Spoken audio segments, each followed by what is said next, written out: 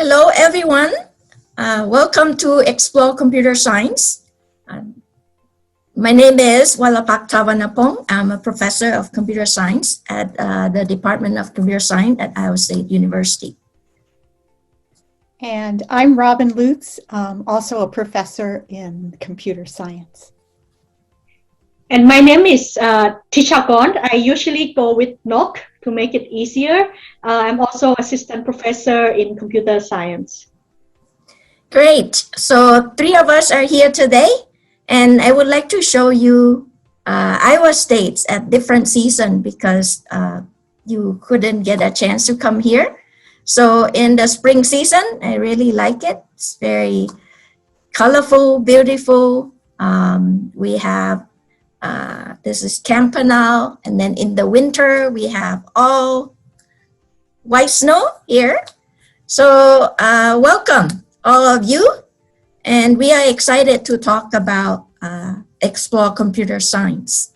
And to show you how excited I am, I want to welcome you 5 times. First, I welcome you in a Java computer language. So you can see print out welcome, so it will print welcome on your screen. Next one is Python. You can see some similarity, welcome. That is the message that you print on the screen and the word print. Next one is C program, my favorite programming language. Then C++, and the last one is DOS command.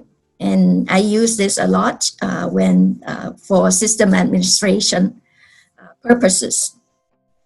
And computer science is about using computational models to solve problems. And for now, think of computational models as a computer, the one that your laptop, the one that you use every day now, even to watch our presentation today. But there's more to computer science than solving problems. We have many methods to help us to solve problems. And the problems that we solve have important impact to society. Well, this is the driverless bus. Actually, it's running in Oslo, Norway. So I went there last year, tried to get on this bus. It has 11 passengers, it has 11 seats. 1 seat for the person who not supposed to drive, but basically watch that things are going well. The rest of the 10 seats are for people. The day I went, I really tried hard to get on this driverless bus, but it turned out that they don't run it because there was constructions on the road, so the bus doesn't know how to drive itself in those conditions. But you can see the system is complex. We have to deal with different parts, different moving parts. Dr. Nok will tell you more about autonomous vehicle. You'll see also applications. You might have heard the word AI in healthcare. And basically these are computer programs or embedded system that have computer in it, and you use it as a tool to help doctors to diagnose better or faster because doctors are also fatigued, and so with additional tools that they can help and be able to provide better patient care. We also have, if you are interested in financing stock market, you'll see the Schwab robo-advisor that will make decision trading things for you. And maybe you have heard about the code girls. These are 10,000 women code breakers who basically perform crypto analysis, decrypt secret messages. And then once the messages are decrypted, then these women code breakers then tell the people in the field, in the war, to interrupt the supplies ship for the enemies. And so it helped us win the war approximately faster by 1 year. And if you're interested in plants, we can use computer programs to analyze for plant disease. We have computer programs, people coming up with methods to do archaeology using some computer programs as well. So you can see impact of computer science in many applications. Well, you might think computer is smart, but it is not, okay? It has input, which, for example, keyboard is one input, or a mouse device is one input. It has output, a screen is one output, or the printer that you see is an output. And it can only understand a finite set of instructions, okay? It's not as smart as human, where we can understand or be able to reason from what we learn. Okay. And computer has limited memory.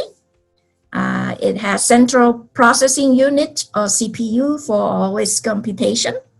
And believe it or not, it only knows binary numbers, 0 or 1. It's a sequence of 0 and 1.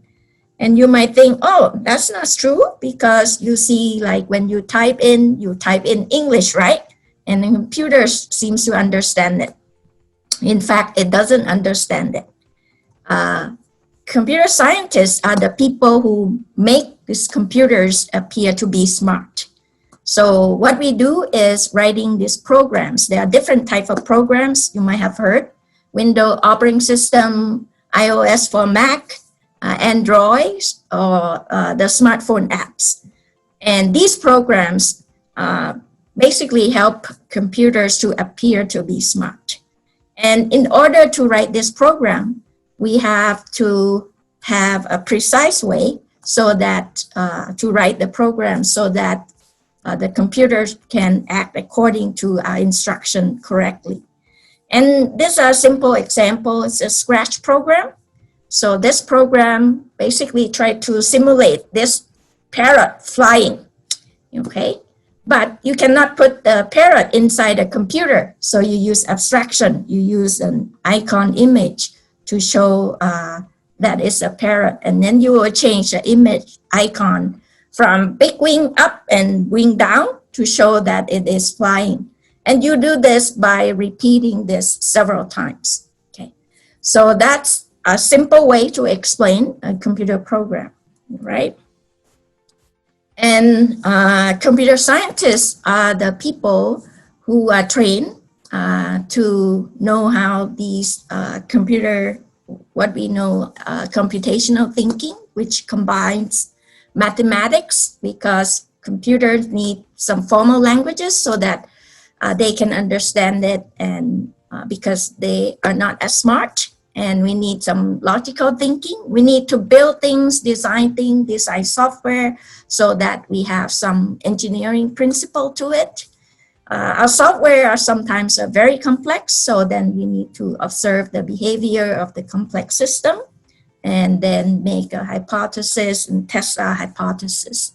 We can also use programs for study of other science to simulate the behavior of the complex system. Okay, so let's do some activity to see impact of computer scientists' work. So do you remember that we talked about code girls? And these are women code breakers that were very good at decrypting, encrypting secret messages, and so that we can win the war, World War II, earlier by approximately 1 year. Let's see, can we find where they were when they were trained, when they were working during those times? Okay, so the activity is we're going to use Google Earth to look for the places where they were during World War II. So some of the women were deployed in the field, but most of the women were at this place, Arlington Farms in Virginia. Okay, so first, we're gonna launch this Google Earth in a web browser. So I'll copy, highlight it, and I do Control C. And then I bring up my web browser, and then I paste, I do Control V, paste it on the browser. I use Google Chrome here, and then I hit enter. So now it bring us to this beautiful page. Okay, it's really neat application. So if you want to go somewhere, especially in COVID world, it's difficult to go, so we can virtually go there. So the next step we do is click on this Launch Earth. So this is a button. So remember that computer is not smart. The computer scientists wrote this program. So there were some computer scientists that wrote the program. When you hit this launch button, what page it would bring up. Okay, so I hit the launch button.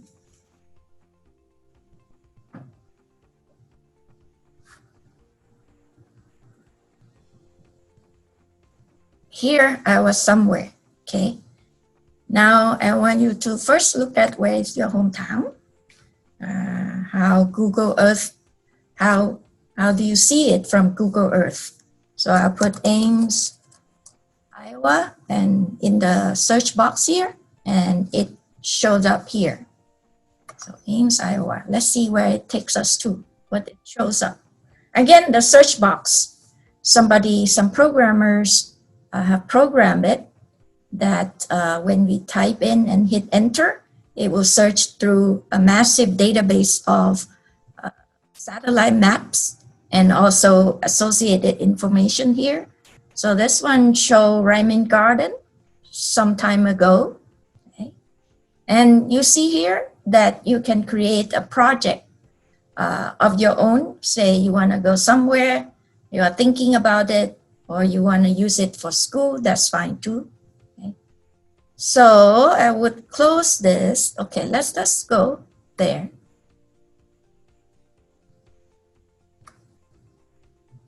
So it brings up the picture. All right. So let me close this box. So don't be afraid to explore. Now I'm using a mouse to a trackpad here to zoom in, zoom out. Okay. So I'm in Iowa State University. So I zoom in over here.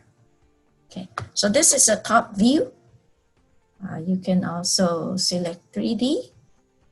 So then you can see 3D picture. Very cool, right?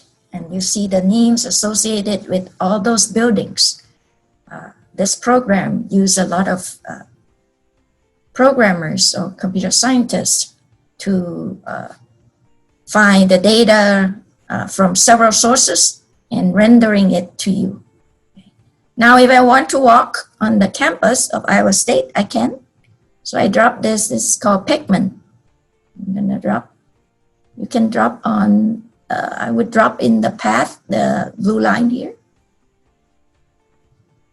So I'm going to see this building.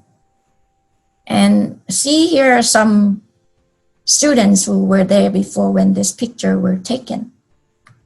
So I can click on this arrow so I can walk toward this building.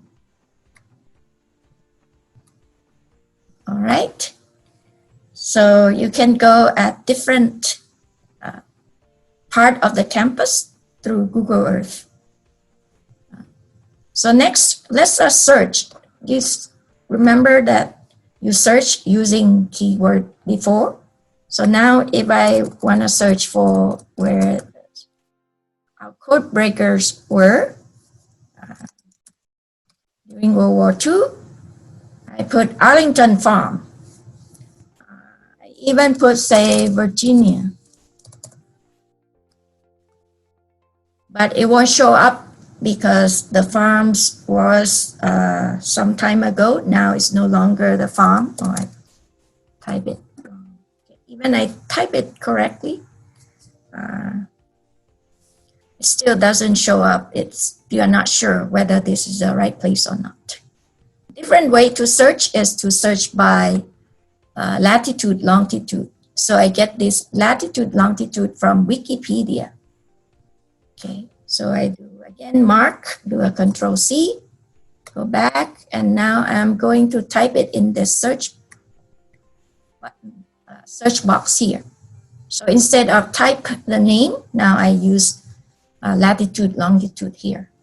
And then I enter. So this is another way to search. That means the computer scientist who wrote this program would have to think about, okay, what if the name is given? What if it's a coordinate? So that you can search in either way. All right, so it will take us to Arlington Farms in Virginia. Okay, it's a big place. Okay, so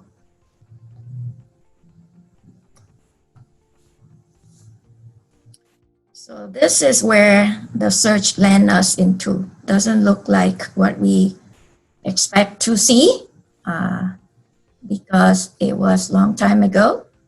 So let's walk around.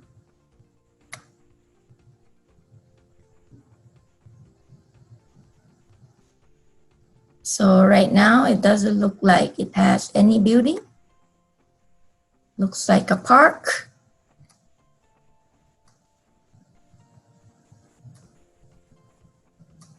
So I simply click on the arrow here if I want to walk somewhere. Right. So let's try that and have fun with it. Thanks. All right, next would be a story of our faculty, and we'll start with Robin. So you'll learn more about what each of us do. And go ahead, Robin. Sure. So what I work on is trying to build safer systems using computational skills. And this is one of the undergraduates who's working with me. At the top, you see some of the systems that I've worked on to try to make them safer. An unpiloted aerial vehicle, one of the Mars rovers from when I worked at Jet Propulsion Lab for many years. And on the far right, we're actually doing computation with molecules now. So let's look at this in the next slides. So here are some more systems that I've worked on. On the far left, you have the pacemakers and defibrillators. There are a lot of companies that do this up in the Twin Cities. Here you have one of the little drones that's learning to fly among trees, which is pretty hard. On the far right, there's some work that we did with actually constellations of satellites, where you have a product family of multiple satellites that you're trying to control. And the bottom left is a machine where you're doing imaging using computational skills to help diagnose and treat people. And on the far right, you have an infusion pump, which is also a cyber physical system that there's been a lot of work because it too is safety critical. And on the next slide, the area that I'm in is the area of computer science called software engineering. And you can see that within software engineering, I work sort of at the overlap of software safety, which is in green, and requirements engineering, which is in yellow. So a lot of the work in building a safer system is trying to get figure out exactly what's needed, exactly what the customer or the application needs, and to specify that, to write it so that it can be encoded into a program. And on the top right, you have, this hasn't happened yet, but this is one of the things that we're working toward.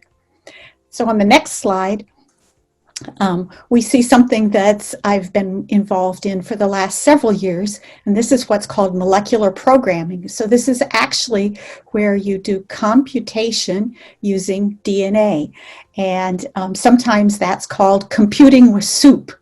And because the DNA can be considered the the software of life.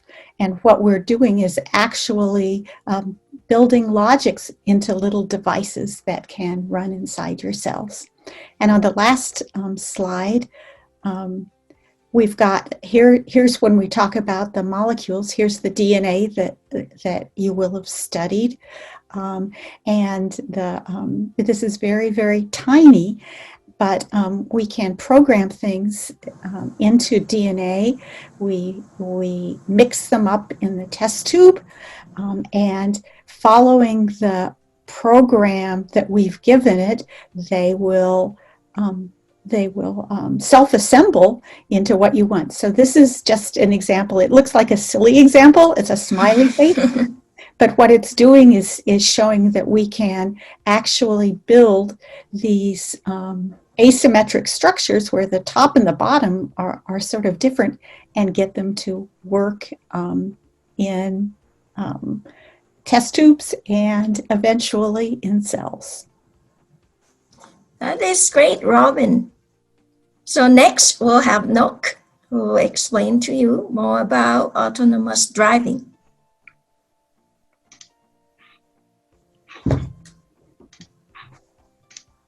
Thank you, and hi again, everyone. So as Park briefly mentioned, I have been working on autonomous systems and particularly autonomous vehicles. The vehicles you see at the bottom here are some of the examples of the vehicles I have worked with. They range from a big van here all the way to a little golf cart in the second picture.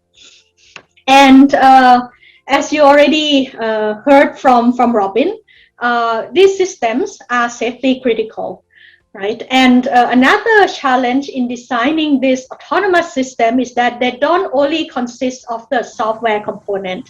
The software has to work closely with the hardware, right, to get the vehicle to do something useful.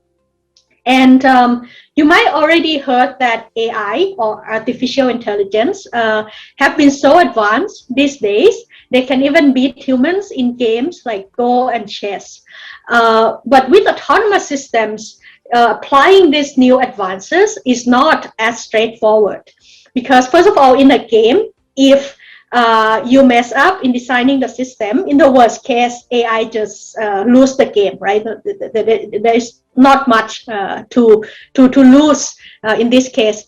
For autonomous systems, however, they are safety critical. So it could cause the difference between lives or deaths if you don't design it carefully.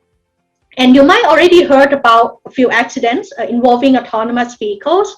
And recent plane crashes also causing hundreds of lives. Right? The question is, how do we prevent this? How do we make sure that the systems that we are building is safe? So to be more concrete, let me introduce Alice. This is her picture. She is a vehicle. From outside, she looks exactly like a typical car, except that she is controlled by a set of computers. She also has a bunch of sensors on top and everywhere around the vehicle to let her observe the environment. And this car, Alice, participated in the autonomous vehicle race called the DARPA Urban Challenge. So what it means is that she has to be able to drive in a mock city environment, obeying all the traffic rules like lane keeping, merging, passing, negotiating intersection. And all these have to be done completely autonomously. So there's no human control at all, right? Not even a remote control. And so for Alice to be able to do this, she needs to be equipped with sensors, as you can see, and a lot of computing units. And there are a lot of people who contribute to the work because the system is so complicated that you cannot build the whole system by just a single person anymore. All right, and this involves more than 200,000 lines of code to get the car to do what it's supposed to do. So as an example of what the vehicle needs to be able to do in urban environment, let me show a video. This is taken from Singapore. It's much later after the urban challenge, so the technology has been improved by quite a bit. As you can see here, so this is a public road, right? So you see real situation you would see on a real traffic. I select this video because it's quite a quiet day. Nevertheless, you can already see quite interesting scenarios that the vehicle has to deal with, like illegally parked truck, right, that blocked the view of the vehicle, right, and it has to overtake crossing the lane boundary. There's another taxi that get into our lane to avoid another obstacle. It has to deal with construction. So our car here could deal with construction, like the case that Park previously mentioned. But it takes quite a lot of effort to be able to implement this and make sure that it runs robustly and consistently. So why is designing this kind of system challenging, right? I would say that the challenges can be sort of organized into three categories. First of all, uncertainties, right? We need to deal with uncertain and unstructured environments, which lead to unreasonably large number of possible test scenarios. So you cannot test all the possible scenarios at all, right? The second challenge is the complex interaction between different components, right? So there, even on the software side, it consists of so many programs that interact with each other. And these programs also have to interact with the hardware. And sometimes a change in one part of the system could cause some unexpected change in other parts of the system as well, right? And finally, the complex tasks that needs to be handled is typically handled by a complex finite state machine that is written by hand. And it could be very hard to understand and modify. This is the video from Alice, showing that she did not do quite the right thing and back up right in the middle of BC intersection, right, to be able to get through. And this is exactly result from the interactions from various components at this very specific scenario that include the combination of the tight turn, the narrow lanes, the concrete barrier right next to the lane, and the merging scenario. So we have tested each of these features in isolation, but we just never put them together. But that resulted in the problem in this specific case, right? So let me end my description of the research with another video also taken from Alice at a different race, right? And showing you what could go really wrong when the autonomous systems do not work properly. Right, so you can see that it can head to the group of people and almost run over them. All right, with that, I'll stop and return this to Park. All right. This is a very interesting talk.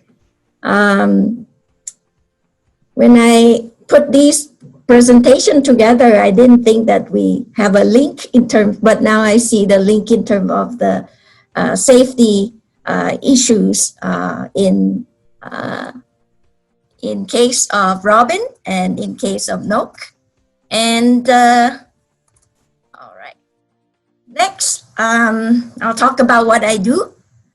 You see me here pretending to be a doctor. I put a gown on. This is when I visited my physician collaborator at Mayo Clinic, Rochester.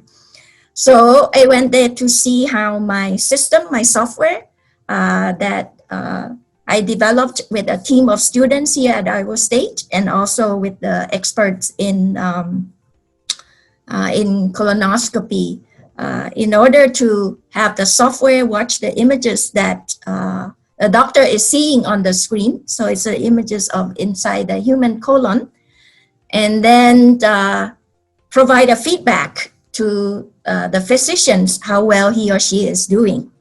And the goal is not to be a big brother in terms of punishing the physician or anything, but we want to help physicians because they are, this procedure is very complex And they have quota that they have to meet in order to see how many patients a day, and then they are given a very limited time.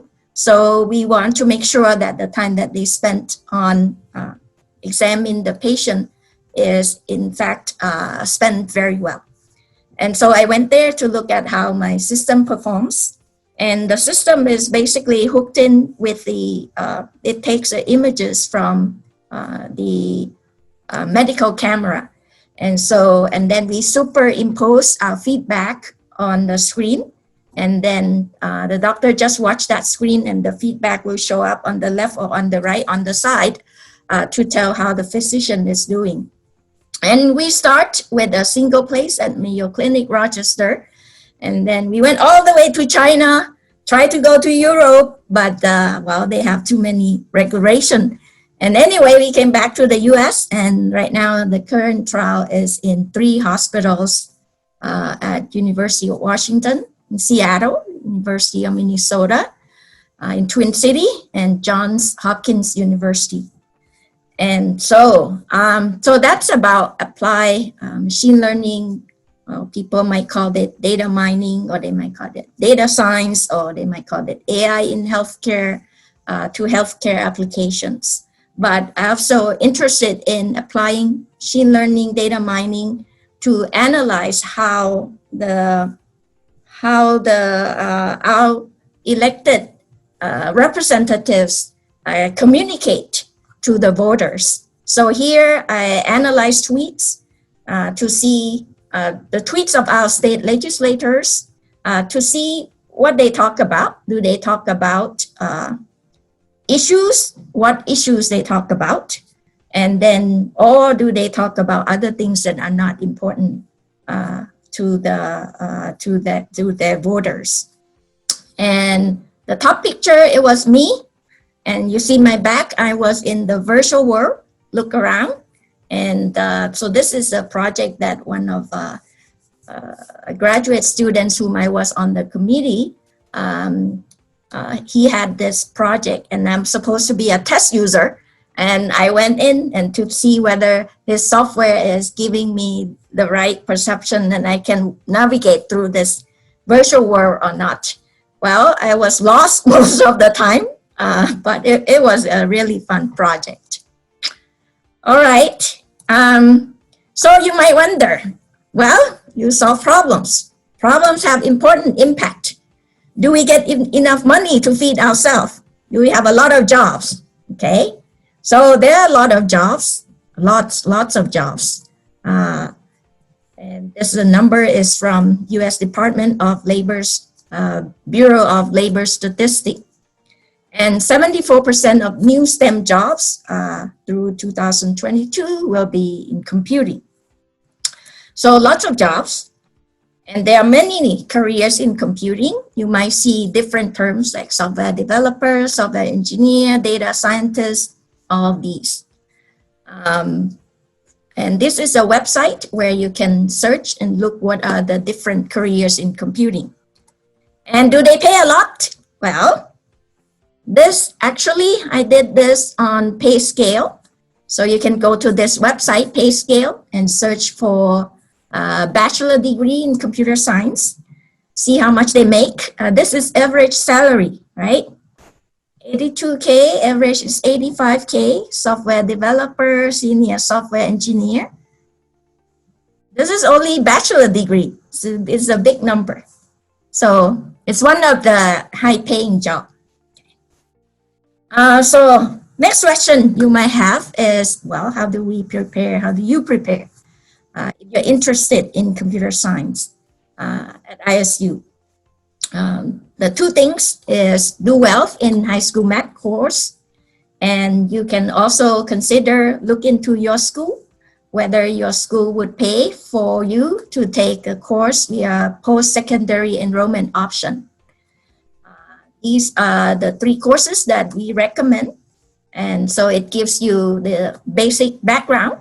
And so when you get to Iowa State, you are better prepared, okay?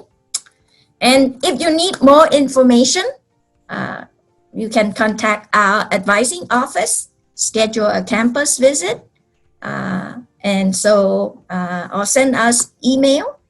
Okay. And thank you for exploring computer science with us. Robin and Nock. Thank you. Thank you. Bye. Thank you.